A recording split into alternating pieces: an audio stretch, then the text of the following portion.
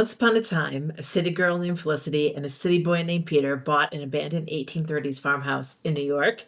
Today is week 2 of living in our farmhouse, and after a quiet-ish first week in the house, we have definitely found our homemaking mojo. We embarked on our first DIY project, which is reinforcing the pantry shelving we brought with us. We did some unboxing of various packages that we've been waiting to unbox until we moved into the house.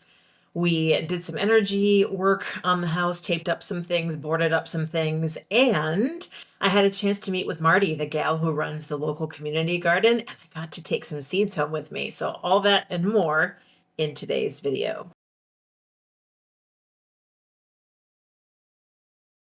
This is our very first DIY project in the house, and it came about because this beautiful thing is our pantry, and it being of IKEA construction and held together with wooden pegs, it got a little loosey-goosey because we didn't take it apart when we moved it, so it's been picked up and moved twice. Well, 3 times. Once onto the moving truck, once off the moving truck, 4 times.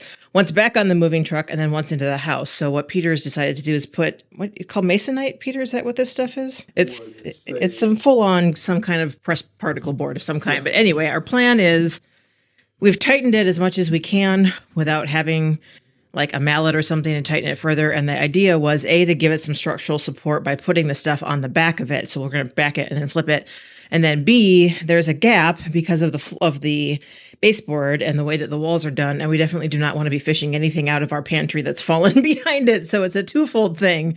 Structural integrity first, and second, to keep stuff from falling out the back. So the first step was to play a game of Tetris and figure out how best to use the 3 pieces that we have. So we have that piece going up vertically. I think we're going to have a second piece going up vertically on this side, and then you can see we've measured off where the pieces need to be cut to fill that out. That piece is going up the side on the bottom, and then that square will fill in up here, and then we're going to take the top of that leftover and piece it over here. I think we're going to end up with a hole in that far corner because we don't have enough material, and that is probably okay. So for a phase 1, this has turned out pretty darn well. A few days later, James and his crew were able to trim down the boards. I am in love with this battery-powered handheld circular saw, and I think we may want to get one of those for the homestead because yowee, is it super useful.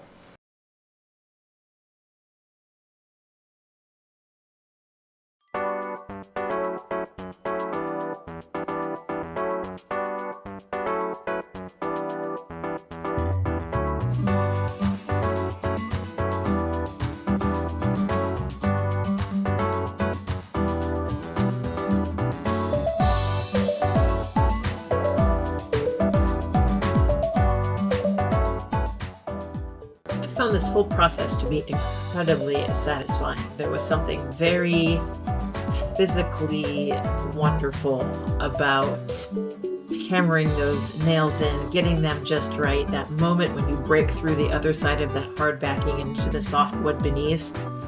I just loved it. I am really looking forward to doing more projects like this in the future.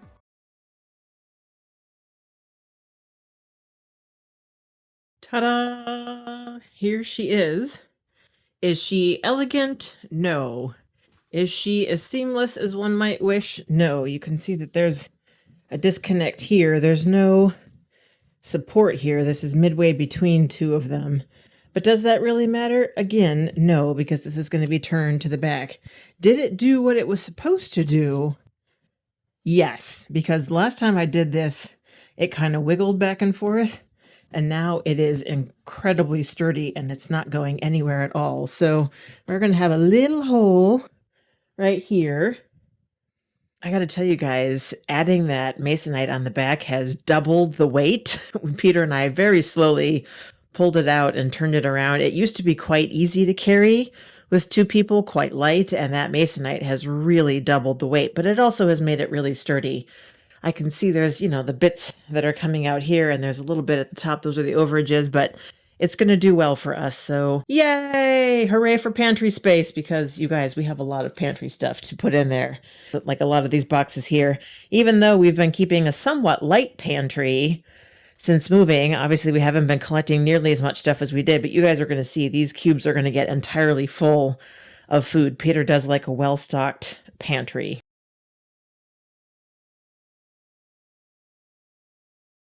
Well, hello there. It is Sunday, March 9th, and after a day of doing nothing yesterday and a nice morning of going through my email, I have gotten the urge to start doing things around the house. We've been meaning to light a fire in our stove, and we haven't been able to, partly because the stove is still covered in stuff, and partly because our stove accoutrements are still in boxes. So I thought an easy place to get started today would be opening these boxes, which are our fireplace tools, an ash bucket and holder. They've been sitting boxed as they came at the rental house for several months. So I'm really excited to open them. The first thing doesn't need unboxing, but I don't know if I've showed it to you guys before. My parents had a firewood carry sack. It's not a sack. I don't know what you call these. A firewood carrier that they are no longer using up at their recreational property. So my mom sent it to me last fall. It turns out this is also a most excellent way to cover a puzzle in progress, which is what it was doing at the rental house. So thank you to my parents. Mr. Darcy was very excited about how this smelled when we first unboxed it. This, I believe, is our log holder. And this was a gift from my Aunt Becky. If you've been watching the channel for a while, you will know that this is one of several gifts that Aunt Becky has sent us. She also sent me the Christmas ornaments from my grandmother.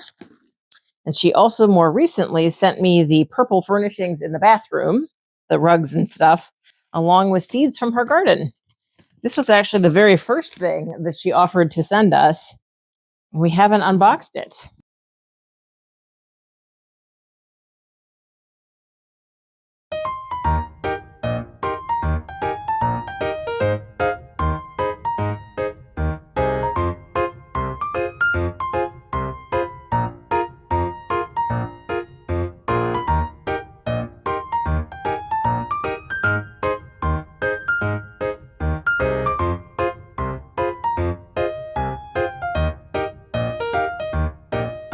So here she is. Here's our completed firewood rack holder with tool kit. We've got the poker and the log grabber on that side. Probably a fancy name for that I'm going to have to learn. And then we've got the brush and the dustpan on that side.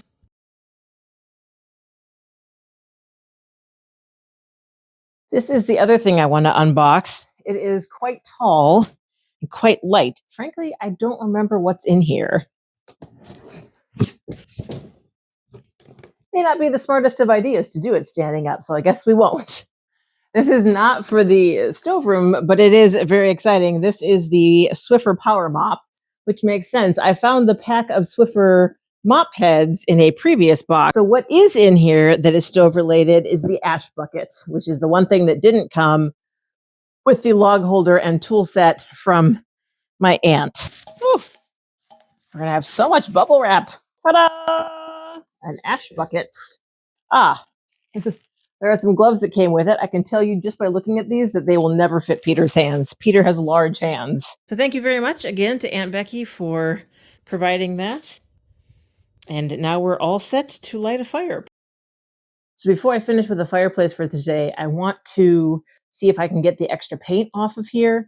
I know that's really been bothering Peter. Unfortunately, I cannot film this for you guys because my tripod does not shoot that high up. So imagine me standing on my brand new stepladder and reaching up as high as my little 5'2" arms will go, and I can just barely reach the ceiling crease there. She sure looks a whole lot better than she did. The only problem is this side. It's a really awkward side to get to because I can't get up there with my short little arms. The easiest thing to do would actually be to stand on the stove itself and get up there and get the rest of it. You can see that I did my best, and I definitely got it more neat, but it could use some assistance. So we'll see if Peter can get up there, or maybe we just don't care.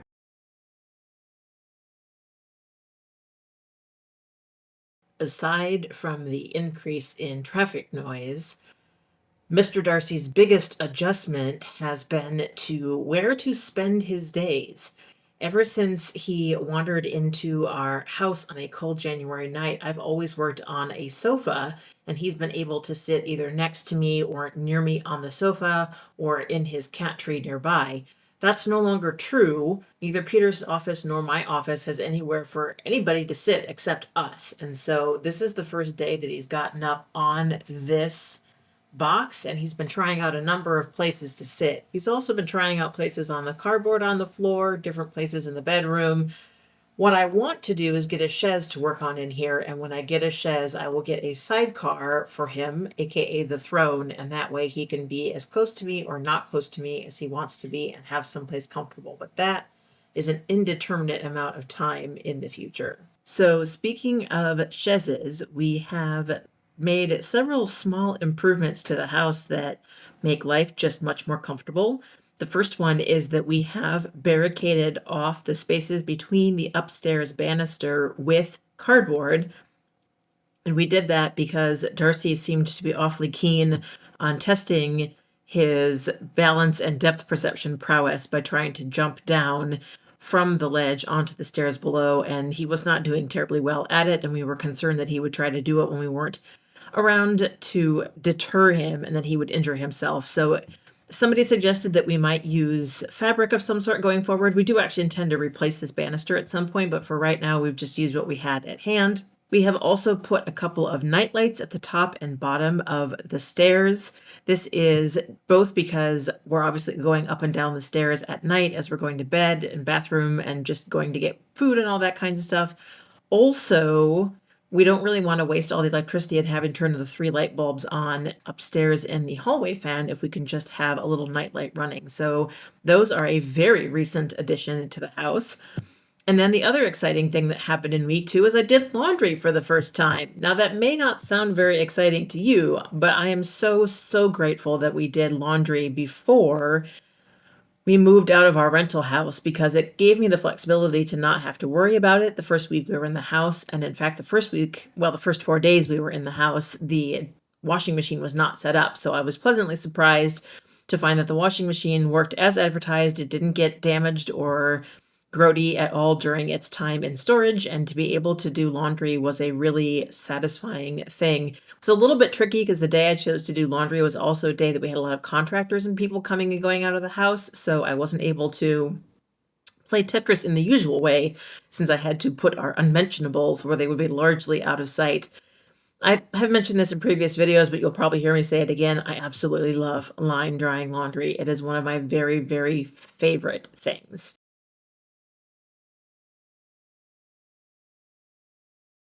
The next project is unfortunately to put a piece of cardboard over this window. The window pane is really broken, and this faces south, which is the direction that the worst of the winter winds come from.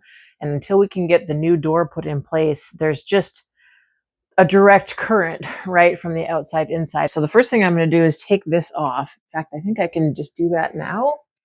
Yes. Interesting. I've never seen these before. They're little like tension rods and you just hook them over. It's actually quite ingenious. You just hook them over that. I'm not even sure if I want to touch this gauze. Can you wash this? Fabric experts. It's like really cheap synthetic gauze. Can I put this like on a gentle cycle through the washing machine?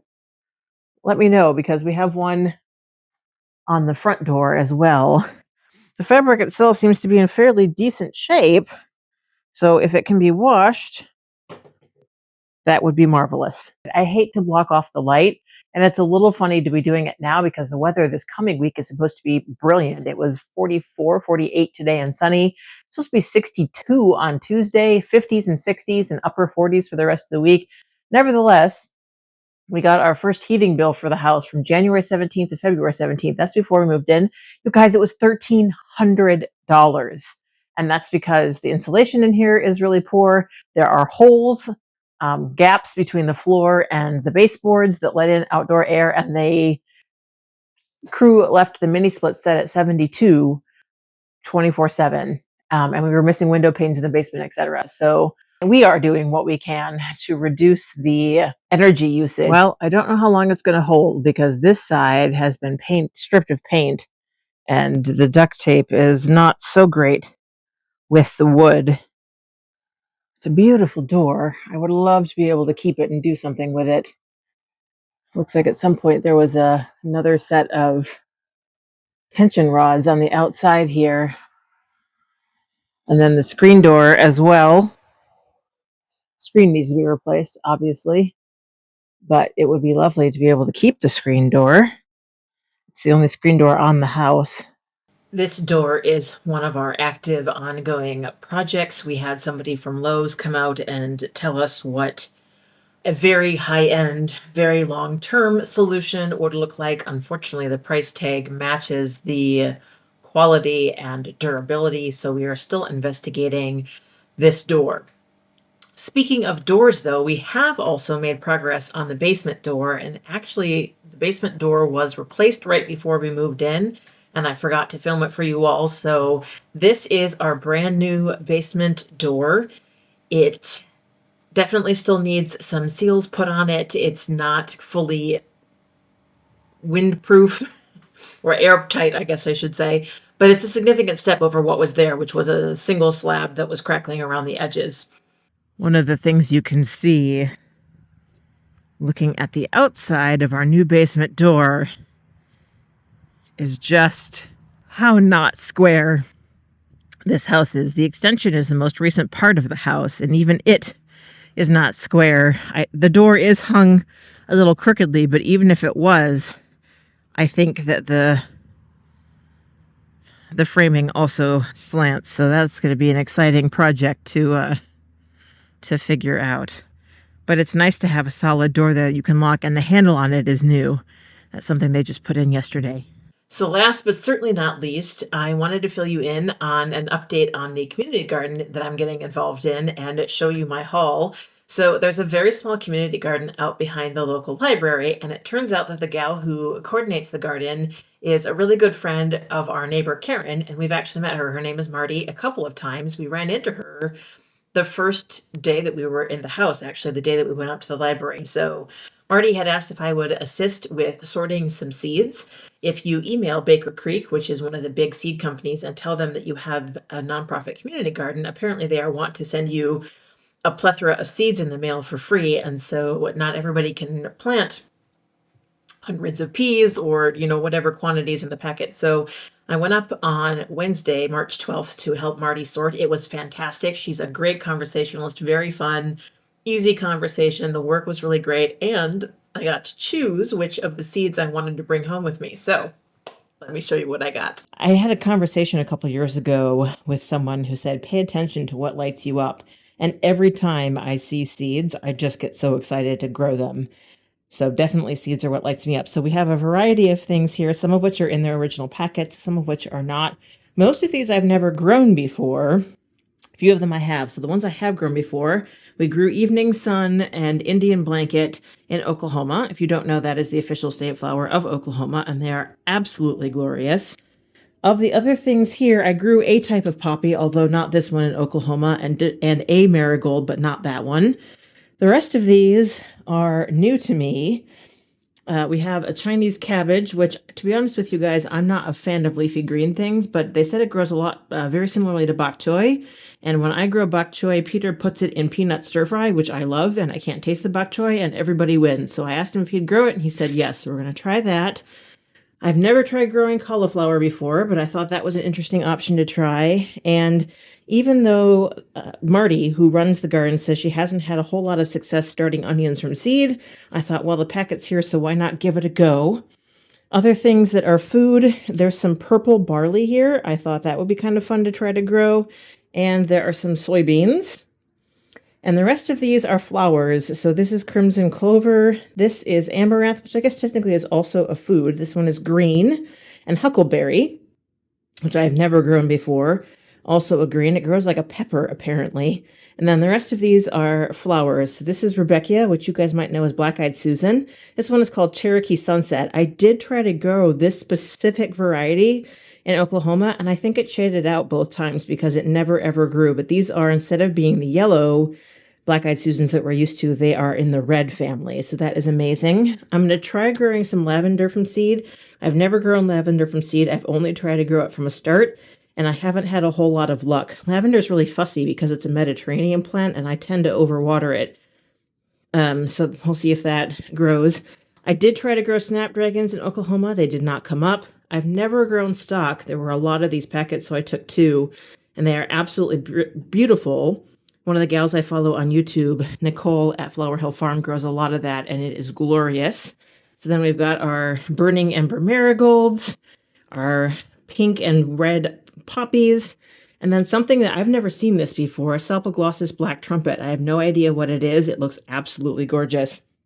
The only thing that's not pictured here is some asparagus, which I'm just realizing I need to ask Marty where those seeds went. But yes, I'm very excited to try out all of these. It feels like riches. If somebody asked me, what a rich experience would be like, sitting at the table with Marty, sorting through all the different seed packets that Baker Creek sent, was a truly delicious experience, and I'm really excited to give all of these a go. Almost all of these are after last frost. There are a couple of them, I have to look at the back of the container, that are early spring, and so we're going to have to figure out where those go sooner rather than later.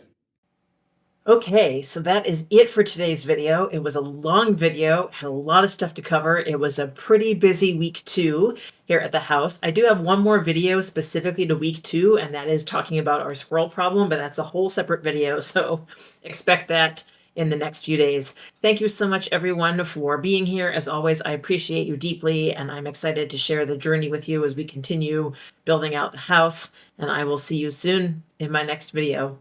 Bye for now.